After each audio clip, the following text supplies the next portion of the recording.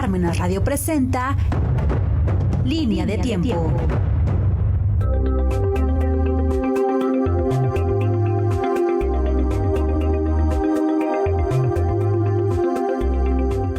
Un saludo a todos ustedes, estamos en la Línea del Tiempo, su servidor, el padre José Luis Bautista González. Contáctanos en Parmenas Radio, sintonízanos en parmenasradio.org, ccapuebla.com, /radioparmenas.php. Teléfono en cabina 243-2186, WhatsApp 2223-632231. Redes sociales, Facebook Parmenas Radio, correo electrónico radioparmenas@ccapuebla.com. En días pasados, específicamente el día 15, creo que todo el mundo, en especial los que amamos la historia y los que creemos como historiadores que a través de un monumento histórico se revitaliza la historia, estábamos un poco tristes precisamente por lo que nuestros ojos vieron durante varias horas, y fue precisamente el incendio que ocurrió en la Catedral de Nuestra Señora en París.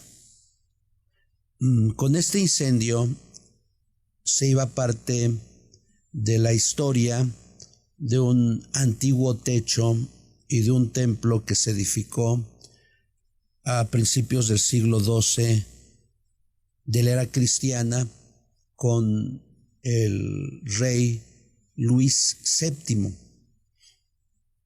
Qué bueno que en el interior no se dañó, y esto lo digo por la reflexión que podemos hacer aquí en Puebla de Los Ángeles, por todos los edificios, templos, palacios, casas, monumentos de nuestro centro histórico, que tristemente, porque no ha habido políticas de ayuda a los dueños del centro histórico, como pasa en Europa, que se ayuda y que no pagan altos impuestos como pasa en Puebla.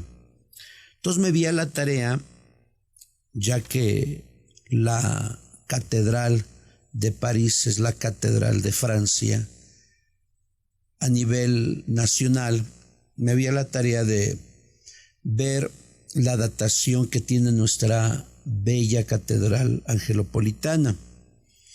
Este año se cumplen, el pasado 25 de enero, 440 años de que inició su construcción, y el pasado 18 de abril se cumplieron 370 años de que se consagró todo el interior del templo por parte del beato Juan de Palafox y Mendoza, noveno arzobispo de Puebla, que gobernó del año 1640 al año 1649. Por eso hoy quiero dedicar este programa para hablar a vuelo de pájaro sobre la construcción de la Catedral de Puebla de Los Ángeles. Pero para eso hay que hacer un poco de historia. Desde tiempo de los papas Sixto IV, después con Alejandro VI y finalmente con el Papa Julio II, se establecieron tratados entre Roma, no era la Santa Sede todavía, era Roma, porque el Papa era el que administraba Roma, y los reyes de España, en especial los reyes de Castilla y Aragón. ¿Y en qué consistían estos tratados que el mundo conoció como patronato regio? Roma le cedía el diezmo a cambio de que los reyes sustentaran toda la obra evangelizadora, es decir, el pago y traslado de los obispos, de los abades, de los canónigos y de los misioneros. La construcción de templos que en aquel tiempo se llamaban doctrinas, el pago de lugares donde habitaran los religiosos y también el pago de hospitales, escuelas de artes y oficios, es decir, todo lo que la Iglesia Católica en aquel tiempo manejaba, tenían que pagarlo los reyes. Hasta el año 1699 fueron los Habsburgo, que fueron los más generosos en la obra evangelizadora, y después de la Guerra de Secesión, hasta el año 1821, gobernaron los Borbones, que no fueron indudablemente más que generosos, no fueron partidarios de esta ayuda a la Iglesia. ¿Qué es lo que daba además Roma?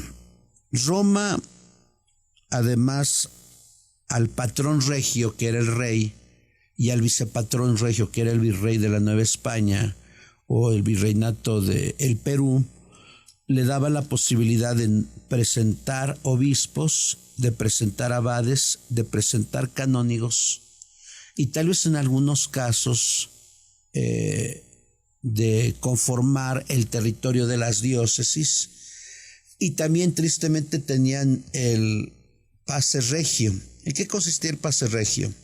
Que si un documento de algún papa estaba en contra de los intereses de la corona de Castilla y Aragón, entonces no admitían esos documentos en el territorio descubierto por Cristóbal Colón y después conquistado y colonizado y evangelizado por Hernán Cortés.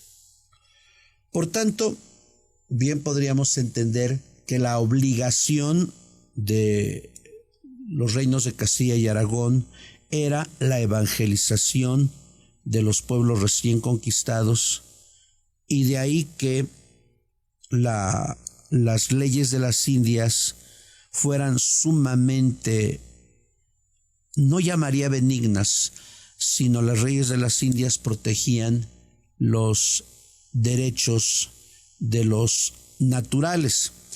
Cuando muere la reina Isabel en 1504, es extraño que en el testamento de una reina pidiese que se diera el trato a los a los lugares recién conquistados, no que se les tratara como esclavos, como ha malentendido la historia, y en especial aquellos que no leen un poco, y que se les diera el trato de súbditos como los súbditos de la corona de Castilla y Aragón. Esta sería la escenografía y el contexto histórico. Por tanto, quienes estaban al tanto de la construcción de templos, de basílicas y de doctrinas eran los virreyes, los corregidores y los gobernadores. ¿Quiénes ejecutaban? Los alcaldes. Al caso que me refiero, la Basílica Catedral de esta Puebla, cuando se inició los arreglos para su construcción, fue precisamente el virrey Martín Enríquez, el 24 de enero de 1575, que pide se construya una catedral en Puebla, recordando que Puebla, desde el año 1531, 16 de abril, fue un lugar utópico, lleno de 3 ríos, custodiado por los volcanes, un lugar estratégico para que vivieran 40 familias poblanas. Entonces, él pide a un gran maestro de aquel tiempo, nombra a Francisco Becerra como maestro mayor de las obras de la catedral y como obrero mayor a Juan de Sigorondo para que construyan la maqueta de la Catedral de Puebla. Ciertamente es una leyenda lo que dicen algunos guías de Catedral de Puebla, que la Catedral de Puebla era la que iba a edificarse en México, y aún llegan a decir que los planos se trabucaron y que la Catedral de Perú es la que iba a estar en Catedral de Puebla. Esas son mentiras. ¿Cuánto tardaron estos dos hombres en realizar los planos y presentar la maqueta?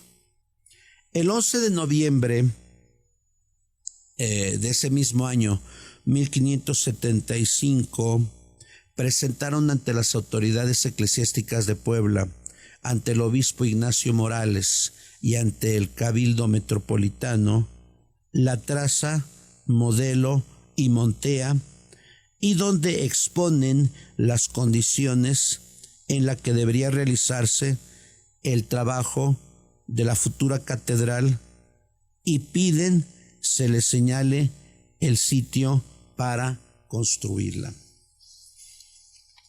Aquí quienes van a dar el dinero son las autoridades virreinales, y precisamente en este mismo día, en la sesión del Cabildo del 18 de noviembre del año 1575, se cumple la petición, fecha que marca el inicio de la construcción de la actual catedral. Así pues, el diseño, plano y gran parte de la construcción de este templo es obra de Francisco Becerra. Aunque he de decir que en este plano la catedral está hecha para 4 torres. Como les comentaba en un principio, ya no se pudieron hacer las otras 2 torres porque llegaron a gobernar los Borbones. ¿Dónde se dispuso la construcción de catedral? Para esta construcción se dispone de una manzana de terreno, en la advertencia de que el edificio debe de quedar a un lado para que haya cimenterio bastante y todo espacio posible para la majestad y autoridad de dicha iglesia. Así pues, en el año 1575 se iniciaron los proyectos. Ahorita continúo. Recordemos que estamos en Parmenas Radio. Sintonízanos en parmenasradio.org, ccapuebla.com, /radioparmenas.php. Teléfono en cabina 243-2186, WhatsApp 2223-632231. Redes sociales, Facebook Parmenas Radio, correo electrónico radioparmenas@ccapuebla.com. Regresamos.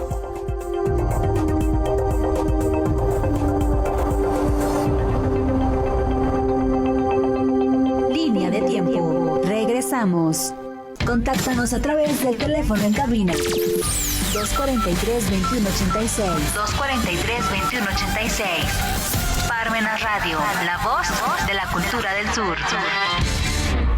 Tópicos del derecho familiar, con el licenciado Francisco de la Fuente. La familia, como todos ustedes saben, es la base de toda sociedad, la célula de toda sociedad. Y esta es el pivote de tener una sociedad fuerte, una sociedad que pueda darnos a nosotros progresos. Todos los miércoles a las 3 de la tarde. Escúchanos por parmenasradio.org. Parmenas Radio, la voz de la cultura del sur. Línea de tiempo. Regresamos. Regresamos en la línea de la historia. Parmenas Radio, sintonízanos en parmenasradio.org, ccapuebla.com, /radioparmenas.php. Teléfono en cabina 243-2186, WhatsApp 22 23 63 22 31. Redes sociales: Facebook Parmenas Radio, correo electrónico radioparmenas@ccapuebla.com. Pues había comentado que los trabajos se iniciaron precisamente el año 1575 con la traza de la obra de Francisco Becerra y Juan de Sigorondo, y que los trabajos se iniciaron el 18 de noviembre del año 1575, precisamente en una manzana de terreno, lo que para hoy sería entre la 3 y 5 Oriente y entre 16 de septiembre y 2 Sur. E iniciaron los trabajos. Tristemente, solo al comienzo se trabajó intensamente. Los primeros 5 años, por los problemas económicos, se suspende varias veces la obra, y dicho sea de paso, como no había catedral en Puebla, un comentario histórico es que el antiguo templo de la Veracruz, que se situaba hoy en lo que sería 16 de septiembre y 9 Oriente, lo que actualmente se conoce como el Templo de la Concordia, ahí fue a fines del 16 catedral en 3 ocasiones. Ya no es el templo actual. El templo actual es un templo nuevo. Bueno, cierro este comentario cultural. Ya para el año 1580 encontramos a el maestro Francisco Becerra en Ecuador, dirigiendo precisamente la catedral de aquel lugar. Se sigue trabajando a goteo, pero definitivamente la obra en el año 1628 ya no avanza. Hay problemas económicos, pero también tristemente uno de los que funcionaban como arquitectos se robó el dinero. Se detiene la obra y los canónigos de catedral hacen llamar al arquitecto de la Catedral de México, y me refiero al famosísimo maestro Juan Gómez de Trasmonte, que viene desde la Ciudad de México, y lo que hace es reformar el proyecto de Becerra y ofrece la obra a destajo con el fin de acabar con perfección los 16 arcos para que se puedan hacer los cerramientos de las bóvedas. Pero la obra no concluye. Aún se llega a decir en las máximas de aquel tiempo, cuando alguien debía dinero: te pagaré cuando concluyan la catedral, es decir, nunca te voy a pagar. Y aún dicen las crónicas, puedo pensar en el maestro Hugo Leitch, que tristemente ahí se escondían los ladrones porque la obra quedó inconclusa varios años. Para el año 1540, bueno, un año antes, recordando que los reyes tenían la posibilidad de presentar obispos para las diversas sedes del continente iberoamericano, le presentan al Papa León X a un sacerdote que había sido hijo de el marqués de Ariza, don Jaime de Palafox, un hombre que tenía el título de bachiller en Derecho, un hombre que había colaborado en el Consejo de las Indias para concluir precisamente las leyes de las Indias, y lo presentan como obispo de Puebla. El Papa León X da su plachet y en el año 1540 se traslada en barco desde el puerto de Sevilla junto con el duque de Villena, que iba a ser virrey de la Nueva España, a presentarse como obispo de Puebla. Pero el rey Felipe IV le encomienda a Juan de Palafox y Mendoza algo importante. No solamente es juez de residencia de 2 virreyes, el marqués de Cerralbo y el marqués de Cadereyta, no solamente es visitador de 56 instituciones que estaban en la quiebra por la constante corrupción en el virreinato de la Nueva España, sino le pide que acabe la Catedral de Puebla. Si él llega en el año 1640, ya habían pasado 65 años del inicio de la construcción de la catedral y no se había avanzado. En las cartas que tenemos actualmente, que le envió el el obispo de Puebla, Juan de Palafox y Mendoza, aunque hay que decir que también fue virrey de junio a octubre en el año 1642, dice Palafox que encuentra la catedral con sus pilares a la mitad. Entonces imagínense ustedes la Catedral de Puebla, quienes tengan la fortuna de conocerla, el interior con los pilares a la mitad, en un tiempo donde el barroquismo era el estilo y también donde posteriormente fue el churrigueresco, entendiendo el churrigueresco como el miedo al vacío. Así pues, llega Palafox y lo cito textualmente: hallé este templo edificado solo hasta la mitad de los pilares y todo al descubierto, sin instrumentos y materiales algunos, ni efectos prontos para comprarse, sin haberse comenzado arco ni bóveda alguna y sin esperanza de proseguir. En él se recogían forajidos de la justicia por tenerse por sagrado. En las capillas vivían indios casados y con otras indecencias. Así pues, Palafox inicia precisamente la obra. ¿Y qué es lo que hace? Como primer paso, se acuerda levantar un poco más la nave central sobre las laterales para permitir el paso de la luz natural. Con esto, la construcción adopta una estructura piramidal que puede apreciarse desde el exterior. Palafox, para acelerar los trabajos, pide que cada semana trabajen 1,500 oficiales y peones que laboren en esta obra. Los trabajos de cantería, pilastras, arcos y cornisas son encomendados al maestro Agustín Fernández. El aragonés Pedro García Ferrer, que era primo de Palafox y aparte era sacerdote, conocido como la conciencia artística de Palafox, traza la cúpula y la construye el maestro arquitecto Jerónimo de la Cruz. El mismo García Ferrer realiza los relieves de los arcángeles de las pechinas. Así pues, y ante los problemas que tuvo con los jesuitas, que no querían presentar sus licencias tal como lo pedía el Concilio de Trento, que había concluido en el año 1563 allá en Europa,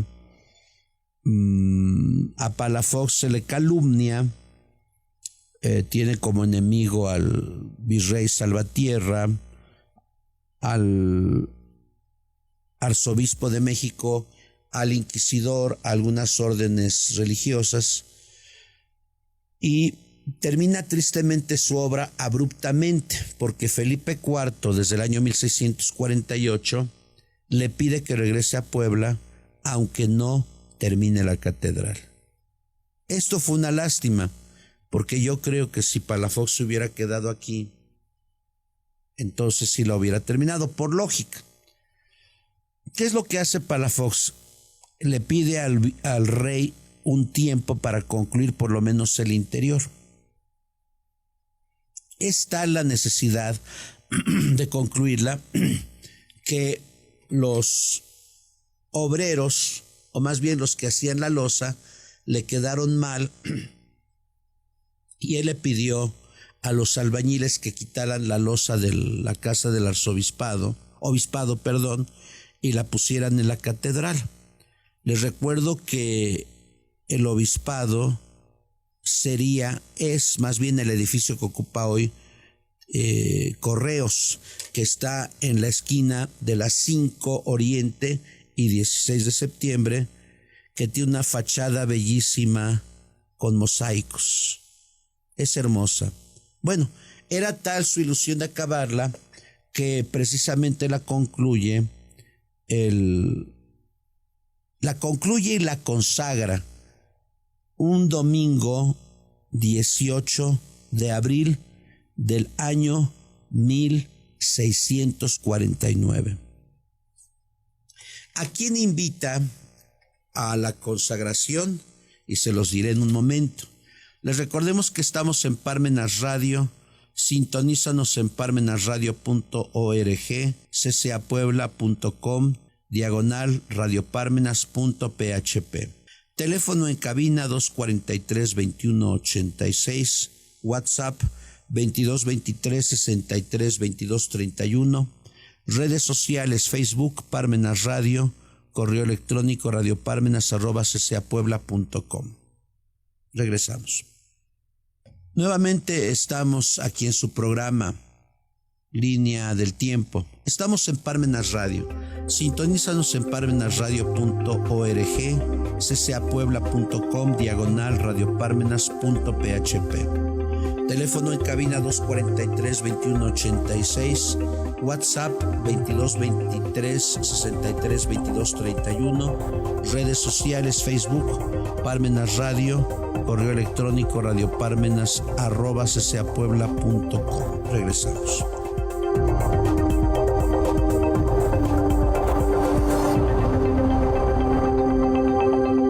Línea de tiempo. Regresamos. Para ampliar el conocimiento, Consultoría Contencioso Administrativa le presenta los libros del Dr. Silvino Vergara Nava. Los procedimientos de fiscalización de un derecho fiscal de la sospecha. En esta obra se hace mención y se pretende comprobar que el derecho fiscal procedimental cada día se aleja más del propio derecho, pues por el lado de los catálogos de los derechos fundamentales de los gobernados, siempre en materia tributaria aparece una excepción, y por el otro lado, los órganos jurisdiccionales, en el afán político de sostener la viabilidad de un sistema tributario inverso en sus sentencias, lejos de interpretar las disposiciones legales, crean derecho. Por lo cual, hoy no podemos hablar de un derecho fiscal clásico, el heredado del siglo XIX, sino de un derecho fiscal vigilante y no recaudador, discrecional y no sujeto a la ley, desigual y etiquetador. En resumen, un derecho fiscal de la sospecha. Puede adquirir este y todas las producciones bibliográficas del Dr. Silvino Vergara Nava directamente en calle 39 Poniente, número 305, Colonia Gabriel Pastor, en Puebla Capital. O bien, comunicarse a los teléfonos 211-0925 y 240-0986. Consulte los títulos en www.ccapuebla.com.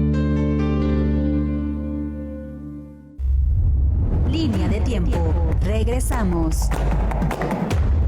Bueno, pues habíamos dicho que para la consagración de catedral, Palafox y Mendoza llama al obispo de Yucatán para que la consagre junto con él. ¿Por qué al obispo de Yucatán? Porque recordemos que la primera sede de Puebla de Los Ángeles fue Yucatán, tal como lo podemos leer en la bula del Papa León X del 25 de enero del año 1518. Se consagra un domingo desde las 6 de la mañana con la participación de todo el cabildo catedralicio, de la autoridad civil, con el alcalde mayor, el alcalde menor y el alférez, y con la participación, como lo podemos leer en la crónica que escribe el párroco de Teciutlán, con la participación de cerca de 600 sacerdotes. Eso se dio precisamente el domingo 18 de abril del año 1649. Como pueden leer la crónica del padre Tamariz, párroco de Teciutlán. Ahora bien, ¿cómo se describe la obra? De hecho, si ustedes van a la catedral, en el altar de los reyes existen dos grabados, uno en latín y otro en el castellano antiguo, que están abajo del altar de los reyes. Para recordar esta fecha de consagración, el obispo manda grabar al taller del maestro Antonio Lechuga dos lápidas, una en latín y otra en castellano, que son colocadas en la parte inferior del retablo del altar de los reyes. En ellas se narran pormenores de la construcción y consagración de la catedral, y afirma Juan de Palafox y Mendoza que 9 años para la conclusión solo del interior de la catedral se gastó más de 1,5 millones de pesos en oro. Que he de decir que no solamente para la construcción de la catedral ayudó la corona española bajo el reinado de los Habsburgo, sino también los canónigos y también el dinero que recibía libremente el obispo también lo utilizó para la construcción de la catedral. Aunque también huelga decir que el interior era barroco. Y el 18 de abril de 1649, Palafox consagró solo el interior. No existían las torres y no existía ni la fachada poniente, norte y sur, ni la fachada poniente. Solamente fue el interior, porque les había dicho que Felipe IV había urgido a Palafox a regresar a España para que le hicieran su juicio de residencia, y precisamente por la antipatía que causó en aquel tiempo, entendido precisamente como él lo dice en sus cartas. El grave problema en la Nueva España es la corrupción de las autoridades, del virrey, del gobernador, del corregidor y de los alcaldes mayores y menores. Por eso es que Palafox la consagró de súbito y después partió a España para que se le hiciera el juicio de residencia. Ahora vamos precisamente a el lugar que ocupa la catedral. La planta de la catedral forma un rectángulo que va de oriente a poniente. La fachada principal o imafronte da al poniente. De largo mide 98 metros 11 centímetros y de ancho 50 metros 37 centímetros. La nave central tiene una altura de 25 metros 11 centímetros, pero tiene 42 metros 58 centímetros hasta la linternilla y 17 metros 53 centímetros las naves laterales. Actualmente las torres tienen una altura de 63 metros 6 centímetros de altura. Están consideradas las más altas entre los templos religiosos de Puebla. Si ustedes van a la catedral, la nave tiene 5 naves. La nave central, que va desde la Puerta del Perdón hasta el altar de los Reyes, hay 2 procesionales. ¿Y cuáles son las 2 procesionales? Donde la gente ve todo el interior de la catedral. Y 2 naves de capillas hornacinas. Ustedes que han ido a la catedral verán que hay 7 capillas del lado derecho y 7 capillas del lado izquierdo. Esas serían las siguientes naves de capillas hornacinas. Por tanto, la catedral tiene 5 naves, una central, 2 procesionales y 2 de capillas hornacinas. La nave principal está dividida en 9 tramos. Debemos de entender los tramos. Primero, 2 del trascoro, 2 del coro, 1 de planta cuadrada para la cúpula, 2 para el presbiterio o ciprés, 1 que liga con las naves procesionales en la cabecera y el último, el de la capilla de los reyes. Las naves laterales solo llegan al 8º tramo, porque entre el 4º y 5º tramo se forma el crucero con una nave transversal. Ahí están las 14 capillas hornacinas.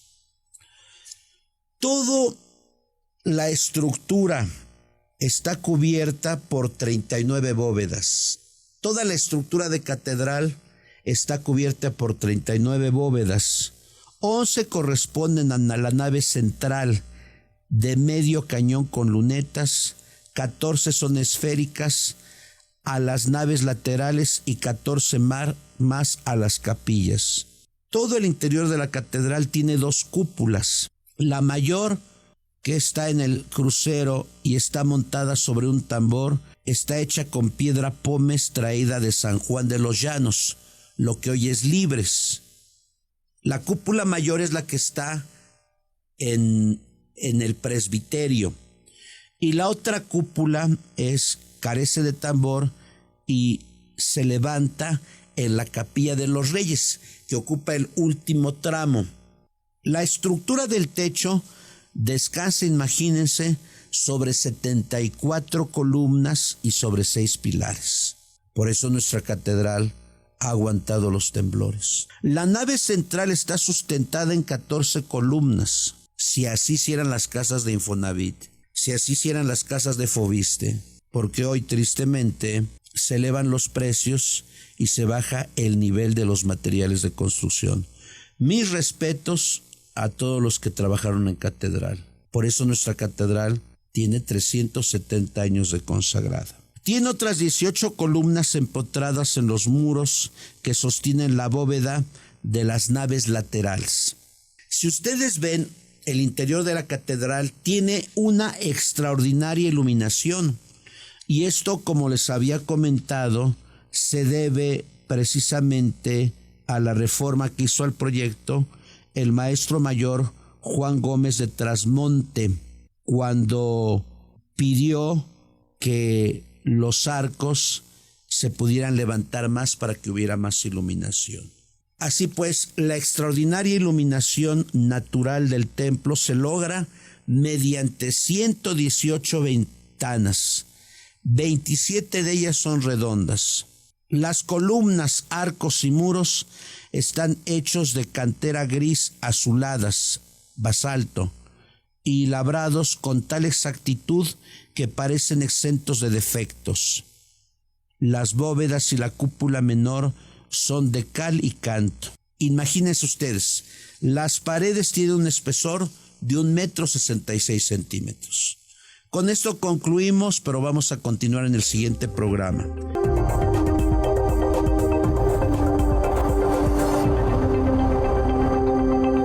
Parmenas Radio presentó Línea de Tiempo.